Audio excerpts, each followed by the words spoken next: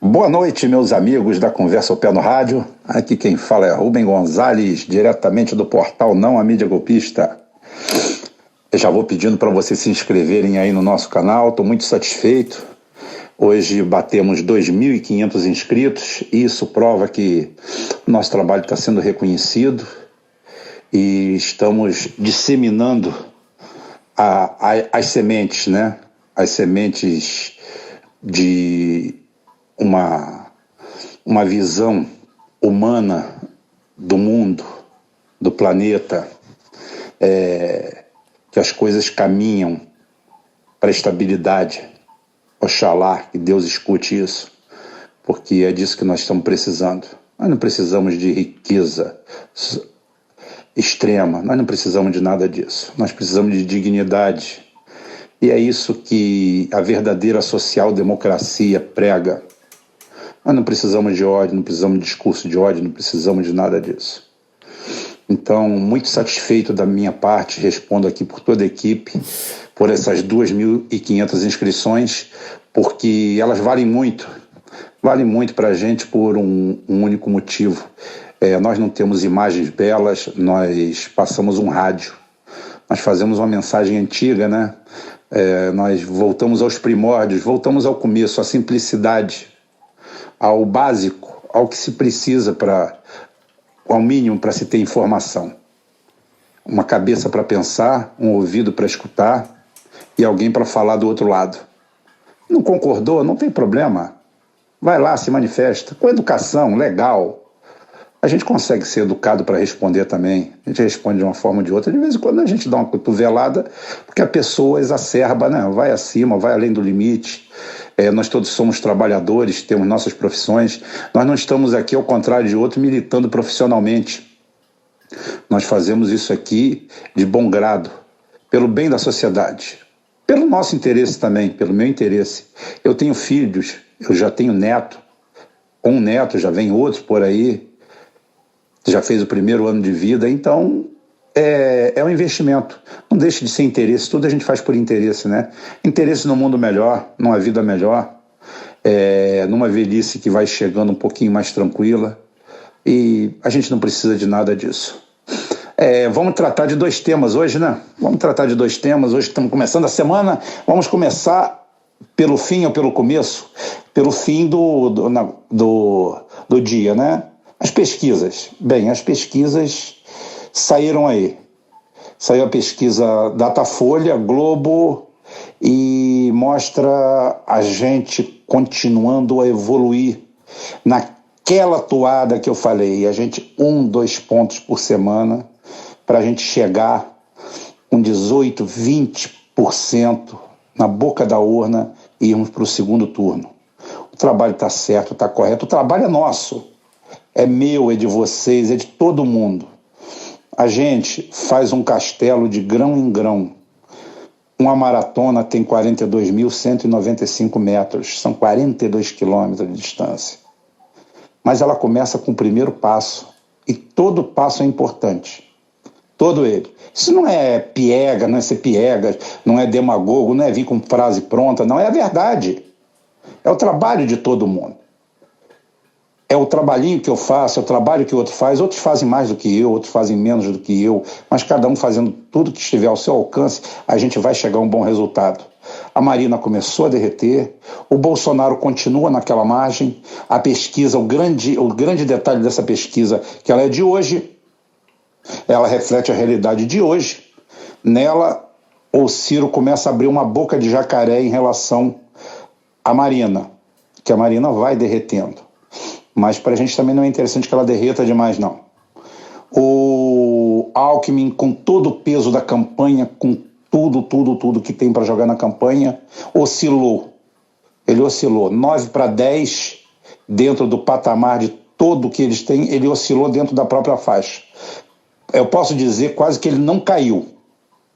Haddad sobe de 4 para 9, faz um crescimento bem robusto.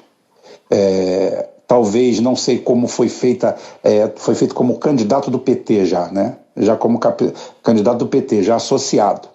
Então, a próxima pesquisa, isso daí já não é mais novidade, em tese. Então, a gente tem que se preocupar com isso também, porque a gente pode cair no fenômeno de 89, né? Não foi Brizola, foi o Lula para o segundo turno, para perder e manter o Brasil no atraso durante mais de 89 a 2003. Vocês imaginam aí, ficamos mais 14 anos na chuva, sofrendo. Isso daí foi culpa um pouco do PT na época. Eu tenho isso atravessado na goela até hoje, porque se Brizola vai para o segundo turno, Brizola não perde a eleição para Collor, mas de forma nenhuma. Vou contar a história depois aqui. Não vou contar hoje não, porque senão vai ficar muito pesado. A história do dia do debate, o dia do grande debate, o dia que todos os trabalhadores do Brasil se uniram, a gente na plataforma, eu estava na plataforma, falei assim, é hoje que o Lula vai engolir esse Janotinha, é hoje que ele vai engolir. E o cara deixou o Lula quieto, calado, de boca fechada. Disse que o Lula tinha um 3 em 1. Imagina o Lula, um retirante da seca, um pobre que veio para o Sul, presidente de partido, que vivia de salário do partido, que tinha sido apenas deputado federal, tinha uma vida digna. Na frente de um cara que era dono de uma emissora, de uma repetidora da Globo, e deixou aquilo passar em brancas nuvens. O nome disso aí é pânico, o nome disso daí é terrorismo, o nome disso aí é jogada, o nome disso aí é acerto. Não do Lula, mas eu conto depois. Então, a estratégia está certa. Vai ganhar mais quem errar menos.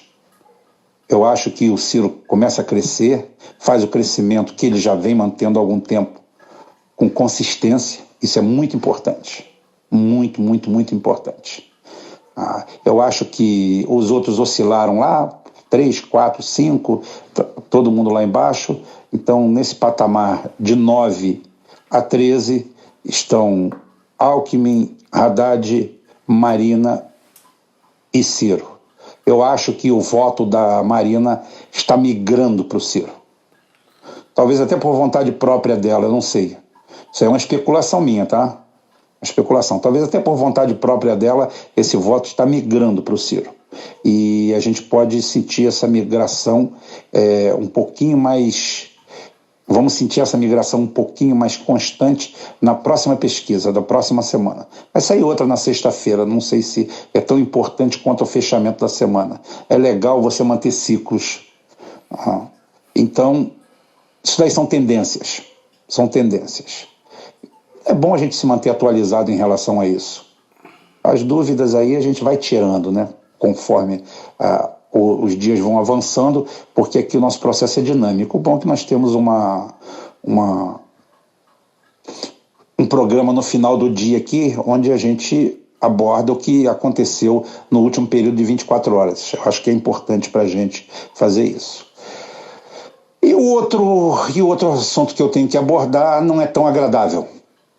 Não é tão agradável porque remete à sanha. Eu começo a pensar, porque não é um pensamento único, né? Ninguém sabe realmente a verdade. A verdade ela vai se cristalizando, vai se fortalecendo a partir do momento que as coisas, aquelas previsões, aqueles vaticínios que você faz, vão encaixando. E nem sempre é como você pensa, mas às vezes passou por ali. A trilha é aquela mesma. Então a gente se pergunta o que está por trás dessa situação do Bolsonaro. Porque o Bolsonaro, tecnicamente hoje, ele é o grande perdedor. Todo mundo olha para o Bolsonaro, 23%. Eu não tenho inveja dos 23% do Bolsonaro. Não teria inveja de 30% do Bolsonaro. Porque quando ele simula o segundo turno, ele perde para todo mundo. E isso daí significa que você ganhar o primeiro turno, ninguém ganhou o primeiro turno. O primeiro turno tem um processo de habilitação em que os 2 primeiros vão para o segundo turno. Só isso.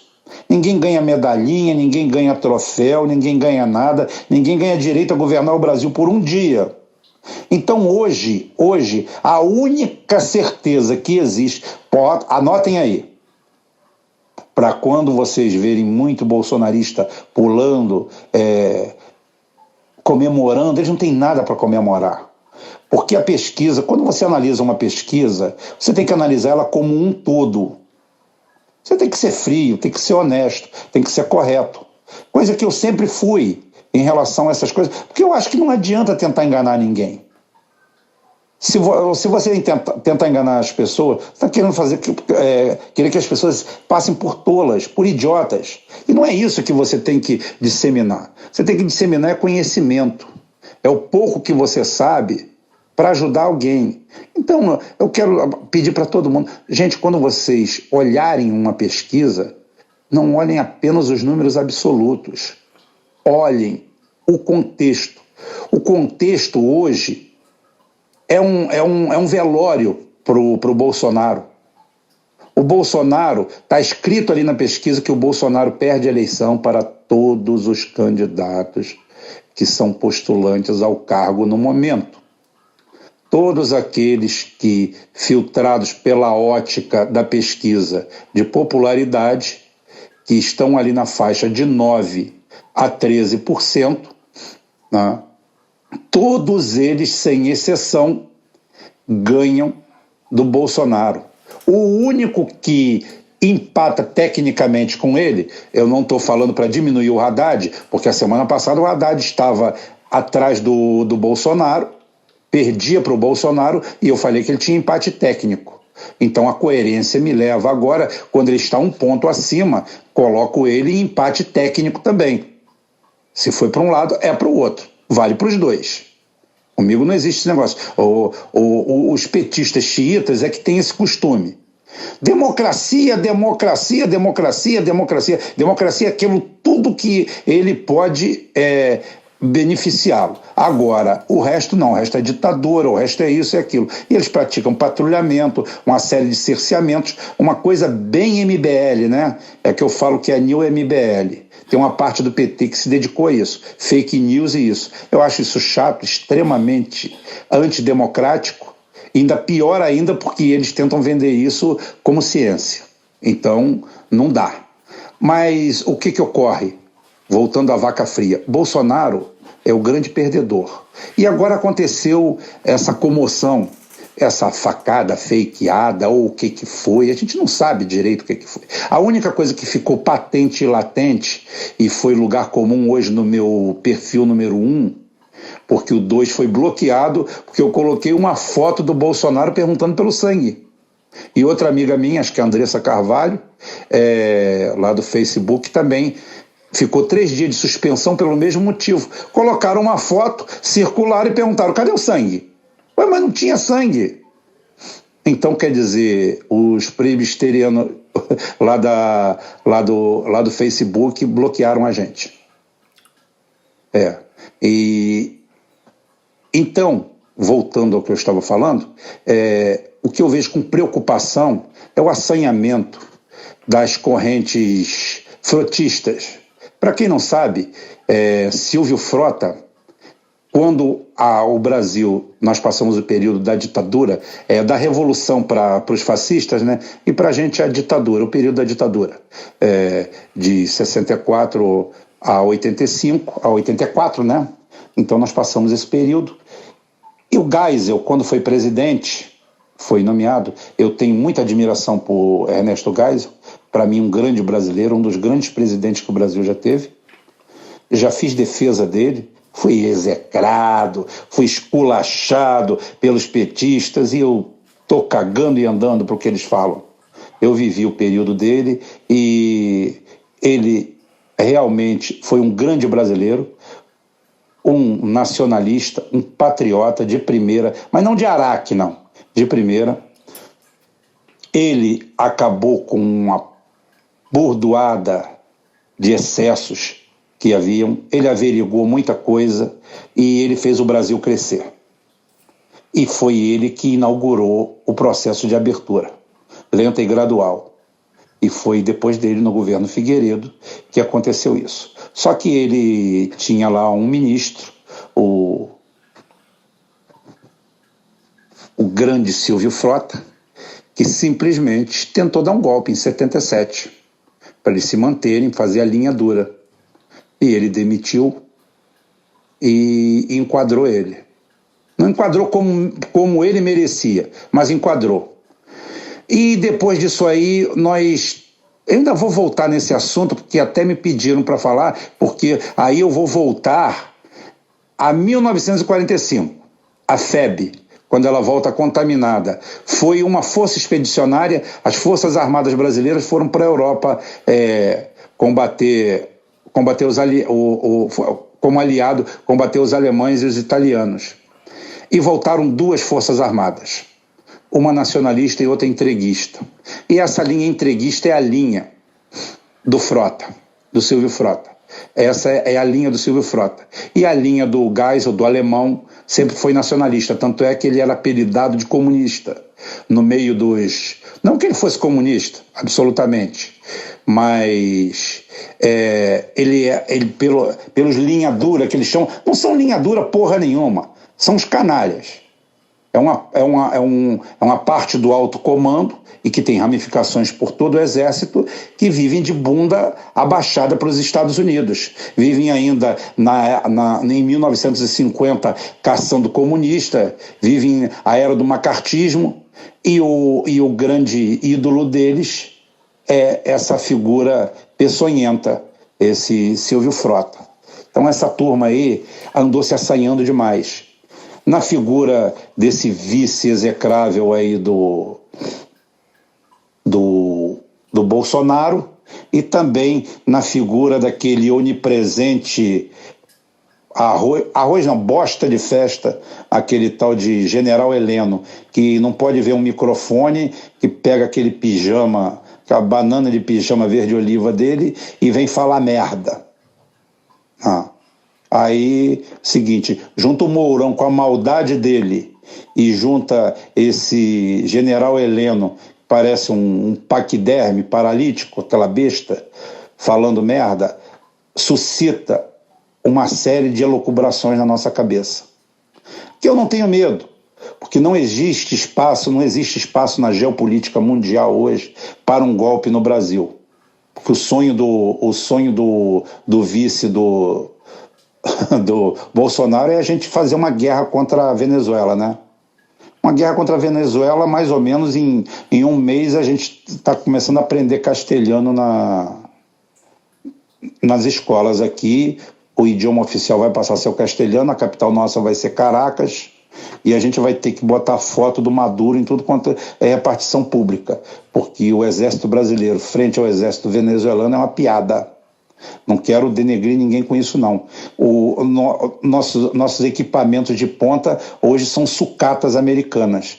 A espinha dorsal da nossa aeronáutica, da nossa Força Aérea, da FAB, são os F-5E Tiger II. Agora eles criaram lá, fizeram... E os AMX.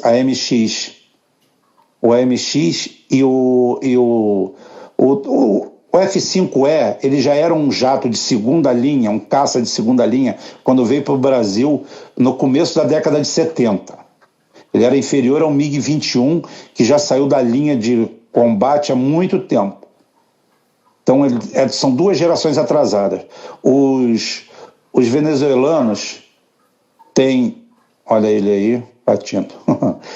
Os venezuelanos têm Sukhoi 30, que é a mesma coisa do Sukhoi, é uma diferença pontual entre o Su-35 e o Su-30. São o suprassumo das forças aéreas do mundo. São hoje, fora a categoria Stealth, que é a quinta geração, que ninguém sabe em combate como se sairiam, são considerados os melhores caças do mundo. 3 deles acabam com a nossa força aérea inteira. Só para você ver como é que nós estamos defasados.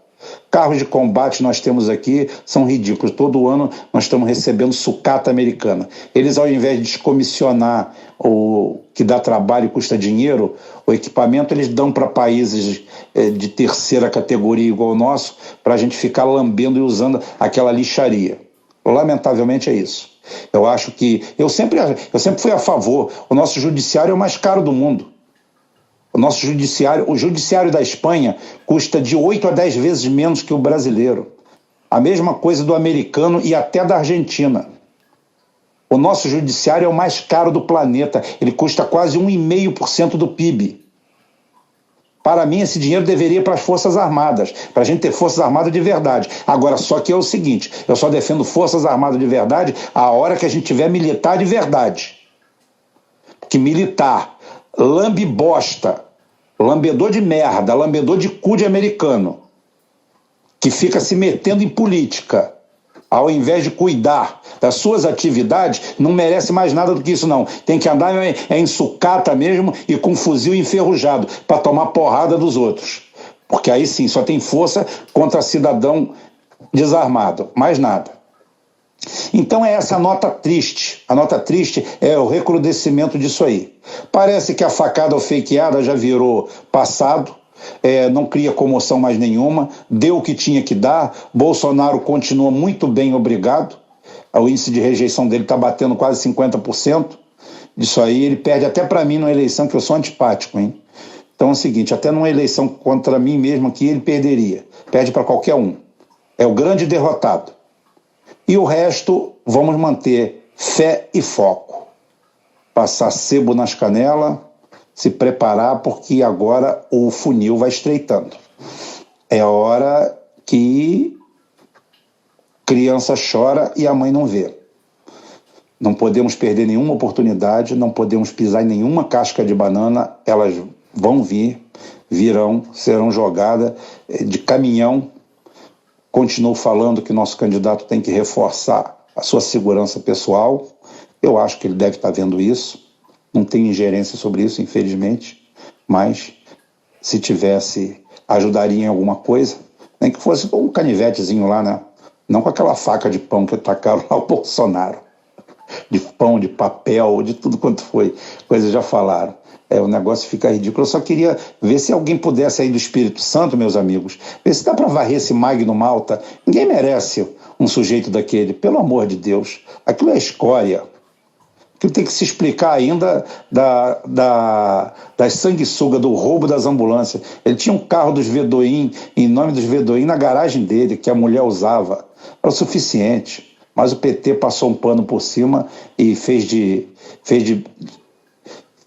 conta que não viu nada. Aí o PT se fudeu, todo mundo tomou no cu, Lula saiu preso e o Magno Malta continua aí arrotando moralidade de puteiro. Bem, gente, por hoje é só. Amanhã a gente continua porque tem papo aqui para umas 2 horas. E como não tem ninguém aqui chutando minhas canelas, não vou continuar falando não. Uma boa noite a todo mundo. Até amanhã, se Deus quiser, e Ele vai querer.